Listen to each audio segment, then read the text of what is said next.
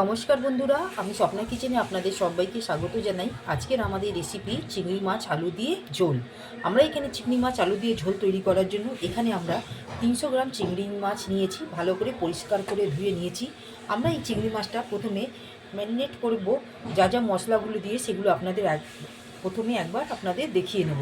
প্রথমে এখানে আমরা চিংড়ি মাছের মধ্যে আমরা 1 চামচ লবণ দিলাম, কাশ্মীরি লঙ্কার গুঁড়ো দিয়ে দিলাম, আর হলুদ গুঁড়ো 1 চামচের মতো দিয়ে দেবো। হলুদ গুঁড়ো 1 চামচের মতো দিলাম। আর পাতিলেবুর রস আমরা এখানে 3 থেকে 4 ফোঁটার মতন আমরা দিয়ে দেবো। দিয়ে ভালো করে আমরা পরিষ্কার করে নুন হলুদ দিয়ে আমরা মাখিয়ে নেব। এখানে আমরা গ্যাসের ওভেনটা অন করে নিয়ে কড়াটা বসিয়ে নেব। কড়াটা গরম হয়ে গেলে আমরা কড়ার মধ্যে তেল দিয়ে চিংড়ি মাছগুলো ঠিক লাল করে ভেজে, হালকা লাল করে ভেজে তুলে নেব। যতক্ষণ এখানে আমাদের কড়াটা গরম হচ্ছে, আমরা একটা মশলার পেস্ট করে নেব। মশলা পেস্টের মধ্যে আমরা নিয়েছি 1 চা চামচ কালো সর্ষে, 1 চা চামচ সাদা সর্ষে, কাজু বাদাম 8 থেকে 10টা, লবণ দেব এখানে 1 চা চামচের মতো, আর সর্ষে তেল দিয়ে দিলাম। এখানে জল দিয়ে আমরা এটাকে ভালো করে স্মুথ পেস্ট তৈরি করে নেব। এখানে আমাদের কড়াটা গরম হয়ে গেছে, আমরা এখানে তেলটা দিয়ে দিলাম। আমরা এই রান্নাটা সম্পূর্ণ সর্ষে তেল দিয়ে তৈরি করছি। তেলটা গরম হয়ে গেছে, ঠিক এই স্টেজে এখানে চিংড়ি মাছগুলো আমরা এখানে দিয়ে দেব।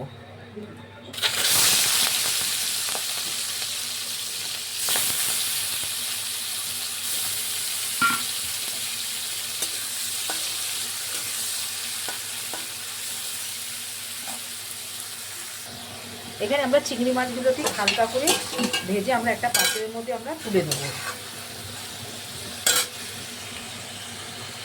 চিংড়ি মাছগুলো আমরা হালকা করে ভেজে তুলে নিয়েছি। এবার এই তেলের মধ্যে আমরা আলুগুলোকে ভেজে নেব।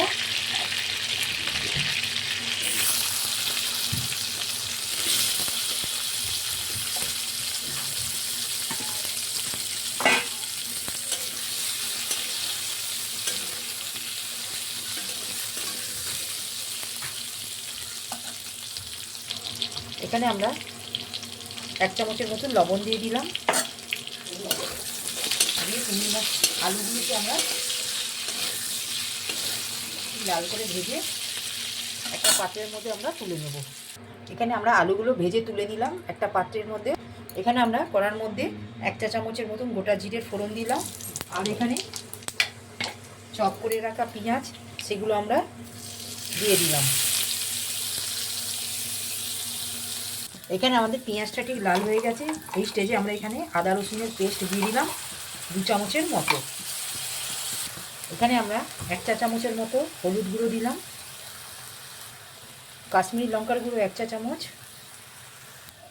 একটা বড় সাইজের কুচনো টমেটোর, আর সাথে আমরা এখানে দিয়ে দেবো 1 চামচের মতো লবণ। দিয়ে সমস্ত মশলাগুলো আমরা ভালো করে 1 থেকে 2 মিনিটের মতন কষিয়ে নেব, যাতে কাঁচা গন্ধটা না থাকে। আর দিয়ে দেবো কুচনো কাঁচা লঙ্কা। কুচনো কাঁচা লঙ্কাগুলো আমরা দিয়ে দিলাম। দিয়ে সমস্ত মশলাগুলোকে আমরা ঠিক 1 থেকে 2 মিনিটের মতন কষিয়ে নেব। এখানে আমাদের টমেটোগুলো ঠিক গলে গেছে আর ঠিক তেলটা ছেড়ে দিচ্ছে। ঠিক এই স্টেজে এখানে সর্ষে, কাজু বাদাম বাটা যে পেস্টটা রেখেছি সেটা আমরা দিয়ে দিলাম।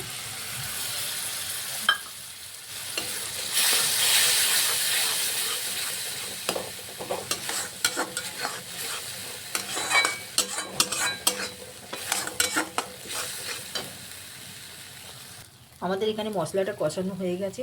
এখানে আমরা আলুটা দিয়ে দিলাম।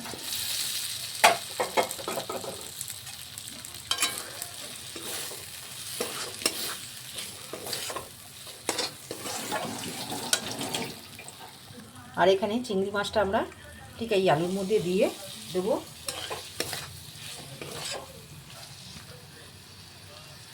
মশলাটা আমাদের চিংড়ি মাছ আলু দিয়ে ভালো করে আমরা কষিয়ে নিলাম। এবার এই স্টেজে আমরা এখানে জলটা দিয়ে দেবো। এখানে আমরা জলটা দিয়ে দিলাম। জলটা দিয়ে ঢাকা দিয়ে দেবো। দিয়ে আমরা আলুটা ভালো করে সেদ্ধ করে নেব। আমরা এখানে ঢাকাটা খুলে একবার দেখে নেব আমাদের আলুটা কতটা সেদ্ধ হয়েছে। বন্ধুরা দেখুন আলুটা আমাদের ঠিক সেদ্ধ হয়ে গেছে। ঠিক এই স্টেজে আমরা গ্যাসের ফ্লেমটা অফ করে দিলাম। আর এখানে কুচনো ধনেপাতা আমরা দিয়ে দেব। বন্ধুরা আমরা এখানে চিংড়ি মাছের আলু দিয়ে রেসিপিটি সমাপ্ত করলাম। যদি আমাদের এই রেসিপিটি আপনাদের ভালো লাগে, আপনারা আমার চ্যানেলে লাইক, সাবস্ক্রাইব আর শেয়ার করবেন। প্লিজ পাশে থাকবেন, কমেন্টে জানাবেন। আজকের মতন আমরা এখানেই ভিডিওটি সমাপ্ত করলাম। নেক্সট ভিডিওতে নতুন রেসিপি নিয়ে আসবো। ধন্যবাদ।